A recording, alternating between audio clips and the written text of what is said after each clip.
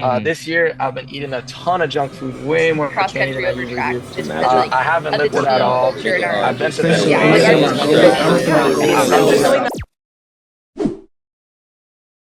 I'm Joshua Potts, Mr. Pottsable, and you're watching Trackish. And this week we have another cross-country runner who's been on the national scene, killing the game. That's Noah Bontrager. This dude last year was an NXN All-American and the Foot Locker All-American. He was the second fastest junior at NXN last year, an Indiana State champion in the 32 and the 1600 meter. Also, he had a 5,000 meter meet record at New Balance Nationals in the outdoor season. Noah, you're joining us on Trackish. It's so great to see you, bro. Just how's it going? You've been running fast lately, so it's nice to see Yeah, you. yeah, it feels great. Just going out here and talking about stuff like for the rest of the runners to see, really nice. Seen it before with other guys and just to learn stuff from them, and hopefully I can give some wisdom out today. I love that, bro. You're also top 5 in the Koros MileSplit 50 rankings so far, which has been amazing to see. I believe you opened up the year with a 14:26, was it something around there? I got 14:33. 14:33 Yeah, at the Marion Invite, right? yeah. Yeah, yeah, man. Just talk about that race a little bit first. And it seems like you're kind of even taking a different approach to the season in total. I think last year at this time, you've already ran about like 3 or 4 different races and you only really have 2 under your belt. Was there a Yeah. decision that was made on that end, or what was just your approach going to this year? So going into this year, we knew like I was gonna be one of like more of the top runners, and Mhm. so we have to kind of approach that cautiously. Just not have too many races under my belt because if I want to have my season go to December, that's a very long season, starting in August and going all the way to December. And so going into that meet, I was just like, okay, I want to get a fast time. I want to get like a nationally ranked time. I know I can go 14:30s for sure, and it's just going out and doing it. I got lucky. I had guys pushing up front that first mile and a half, and so running the rest of that a little bit alone was a little bit tough, but that first 1.5 was really, really nice. And so just preparing, like um, scoping out the competition for sure, Yeah. knowing that some guys would be up front was a big help for sure. How encouraging is it for you to to run so fast opening up compared to last year at the Marion Invite? Like I think last year you ran about 14:59 and you're now in the 14:30s. How encouraging is that for you? That's really encouraging. It's just uh, like over from last year to this year, I feel so much stronger, just ready to go out and attack every single workout, every single like easy day, Hmm. make it easy, every hard day, make it hard. And so just executing the game plan has just been on a different level this year and just been really excited this year because I knew I could put up a really fast time this season. I just didn't know how fast it could be, and really happy with what I got. So yeah, Yeah, and this is coming off when you ran that 14:20, got the meet record at New Balance Nationals, which is amazing to see. And it's crazy because I feel like last year you were chasing a lot of things and you accomplished so much, getting like your first Indiana State championship and doing it both in the 16 and the 32. I yeah. feel like just has to be like crazy. So kind of like going back for a second, what was the difference that you really made last year to like open the door for you to be able to become a 2-time Indiana State champion, a national champion, and also the qualifying place really high at Foot Locker and NXN? What was the key for you in those situations? Yeah, I feel like it was just doing kind of the research on it, taking people's advice, but you got to take the right advice for um each person Hmm. because person's different. Like I may not have as big of a kick as the guy next to me, so my race strategy is going to be different from others. And so just taking the right strategy, implementing it into my hard days, my easy days, just going day by day, making sure I execute and make sure I especially like roll out, stretch. Hmm. Something I very much struggled with. And I don't know why, I just didn't stretch, but it was really killing me. And so I feel like I made a bigger step this year, just focusing in and just taking the next step for sure. Let me dive deeper into that because I feel like that's a lot of things that high schoolers struggle with. How did you break that? Did you like have to like distract? Was stretching and rolling out, was it boring? Like, what was the thing that like kind of took you away from that most of the time? Yeah, so I don't know. It felt like just kind of pointless and just wasting my time just standing there and like doing the stretches or rolling out. But like when I look at pro athletes, I'm like, what are they doing that I'm not? And Mm, it's all the extra little stuff. And so I'm just like, if I eat healthier, if I do the stretching, if I do the rolling out, if I do the recovery, it's going to make my easy days a little bit easier, my hard days a little bit easier. And so, um, just putting forth the effort then to do what you do not want to do. hmm. Like, it's like waking up every day, getting out of bed, just get up, get a workout in. Just like, in the mornings, I would, um, do like some ab workouts. And so just get up and at 'em, take a shower, head to school. And so that, like, kind of like the David Goggins mindset, just get up, work hard, Yeah. like, just go do it. Like, there should be nothing holding you back. It's just kind of what I had to realize in taking the next step for sure. There's a lot of coaches like behind the screen right now, Noah, that are saying amen, amen. Like they're praising what you're saying. And I think it's something that a good lesson that a lot of high school cross country runners or any runners can really get from that. So thanks for sharing that. I think that was Yeah. a really key piece of advice for a lot of people. But a lot of what you're saying, man, you've been running crazy already, really fast. There's a lot of people that have been running fast. And here on Trackish, we like to have fun. I like to give you some stats and even some quizzes. So I got a little bit of quiz Yeah. question for you right here. It's already been a crazy 2025 cross country season. How many boys have run faster than 14:45 in the 5K this season? So Oh, I got jeez. options for you. So I got 53, 59, or 27. Jeez. Okay. So I know for sure that there's 10 guys, 14:31 and faster, I believe. So I think I would have to go like option C. Uh, what, 27? Hold on.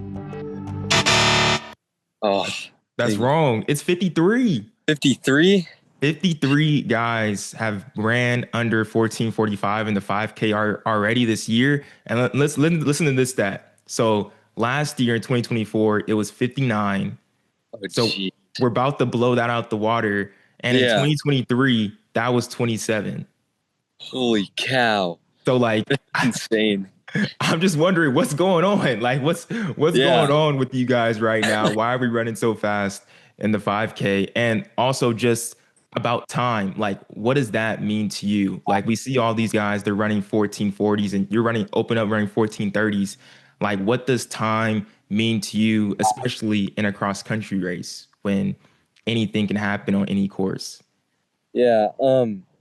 I mean, this is more of my personal opinion. Others may not agree with me, but I feel like um time is more of a like it is more of a ranking, like the chorus ranking. You can do that just to judge based off of like what others ran. But also, there can be extremely flat, fast courses that you run them on. And I would maybe love to see them be compared to each other. But I feel like it's less important than the competition, like getting first in your race. Mhm. If you have a stacked field and you get first, that's all that really matters, isn't it? Because if you're running at NXN, you get first, you're the NXN champ. Like, it doesn't really matter what time you got, you're gonna be NXN champ or Foot Locker champ or well now Brooks champ. So I feel like placing might be a little bit better than timing. Yeah, yeah, I think you're absolutely right on that. But it's crazy to see how much harder it may be to get those titles with how much faster everybody's running now. But great perspective from that. Thank you for providing that. I was wondering, like, how did you get into this sport? Like, where did this all start for you, Noah? Um, probably like probably when I was 6 or 7 years old, just like um my my parents threw me in a road run and I I was like extremely competitive for no Mhm. reason. And so they just like threw me in a race because they were like, well, I guess what could he do? And so like um I just hopped in a race and I well, we didn't pay for the race, so I banded it Yeah, yeah. like maybe 200 meters in. And so I ran the woods part. And when I came out of the woods, I was in first. But when I started, I was in like probably the last like three-quarter like of people. And so my dad knew from then like that I could be pretty good at running. Yeah. So Before we get out of here, I want to talk about the hat. I want to talk about Notre Dame. Let's talk about too. Let's bring it to that 6-year-old kid. Like, did you ever imagine like this would take you all the way where it's taking to you now, where you're going to California, you're going to Portland, you're going to Boston for these races, and now you get to go to school for it as well, to Notre yeah, Dame. I mean, it's always been my dream. Like just I've grown up watching running. I've watched NXN Foot Locker, I don't know how many times. And just looking at that and being like, you know, I really want to go there. Like I need to be there. And just I don't know, just I guess I'm living my own dream right now. And so it's been really awesome. Like just the opportunities that I've had presented to me. Mhm. And like I'm so thankful that like I got to go on a visit to Notre Dame, like with Coach Neal and Coach Schatz just leading the way there. I, they have a great program there, and just it's been awesome, like seeing what they've done there and having it an hour away from where I live. Um, I mean, I've seen it all my life, and so why shy away from it? So Yeah, yeah, and it seems to me like you're definitely you love running and kind of like a little bit of a running nerd. Can I classify you as that a little bit? That's fair. That's fair. And you could follow in the footsteps of some professional Indiana athletes right now, like Cole Hocker, potentially. Like he was also won a national championship in high school at Foot Locker. You could possibly do the same thing in cross country this year. What does it mean having people like that from your state being able to run so well now, and some people able to look up to just from afar? yeah, I mean it's a lot because I mean we've had um Cole Hocker, Cole Mathison, like national champions come through Indiana just to like look up at them and just be like, that's where I can be. It's just like it's very eye-opening. And I've watched Cole Hocker over like since junior high, went to the meet, watched some of our Westview guys run there and just saw like crazy stuff from a bunch of guys there. And just looking at Cole Hocker where he is right now, and to think that he was maybe in my position is just kind of reassuring. I can take those steps and I can do the same thing he can. Yeah, absolutely. It's definitely possible. It's definitely possible. Indiana does it all the time, man. Y'all got Yeah. Michael Jackson, so Yeah. y'all can pretty much do anything in my opinion. Before we get out here though, Noah, I want to find out what's your favorite thing about running? And I have a this or that, and then I have one more question for you because I really want to know what you find fun about cross country as well. But we'll just jump right into it. Give me your answer. You can deliberate as well as we go through this or that, man. Summer training or long runs with the squad? Oh, gotta go long runs. Long runs. Because, I mean, you can just have conversations with them all the time. Just I don't know. I love the team chemistry. You can never go wrong with that. And the summer stuff, my opinion, kind of sucks. Doing that, it feels like all on your own, just in the heat. It's just a different animal there. So it's brutal. Yeah. It's brutal. All right, long runs with the squad or getting a medal? Man, it depends on what type of medal, but I would say probably long runs with the squad because, I mean, those relationships will last forever. I mean, a medal is it resembles your accomplishment, but eventually it's probably going to be forgotten. With those friends, you're going to know them. You're going to be oh yeah, that was my running buddy from a long time ago. You're going to have that forever, I feel like. All right. Long runs or racing big invites? And I still got to go long runs. All right. Just, I don't know. I feel like being more of a team player would be important. I don't know. I feel like I can't go all solo and go rogue and just I feel like I couldn't do that and just abandon a team. So I feel you. This man's a good dude. He's a good dude. We're gonna go right here. Long runs or coach team meetings? Sometimes they can be fun. I don't know. Well, I would say maybe coach team meeting because I've heard some stories on how good Coach Neal's pep talks can be. Uh-huh. And I'm really excited for that. So I feel like it's definitely going to be the coach team meetings. So. All right, coach team meetings or competitive rivalries? Ooh. I feel like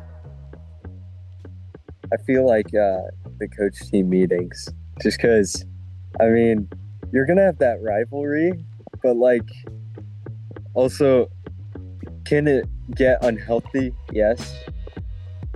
It could be healthy, but I feel like you could get really hyped after a coach is okay guys, let's focus. We have to put in the work. We want to go beat these guys. We got to put in the work. Just go put forth the effort.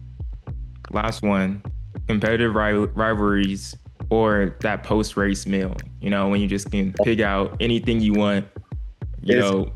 Post-race meal. Oh my gosh, this I could eat anything after that.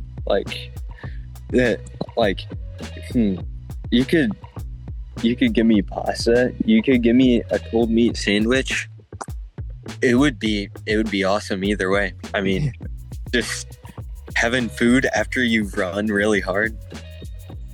that's I also just love food. So Yeah. It hits every time. It really does. yeah, It really does. yeah. But before I get you out of here, Noah, try to ask everybody that comes on the Trackish, because this really is about having fun and we want to learn more about your guys' personalities and what you guys are about. So I'm curious, what makes cross country fun for you? Definitely the team. Um, just going along every day with something's different every single day. You don't know really what to expect, but it's gonna be fun. Yeah, Like you have guys you're gonna share memories with for years, and like just to do that is just awesome. And I feel like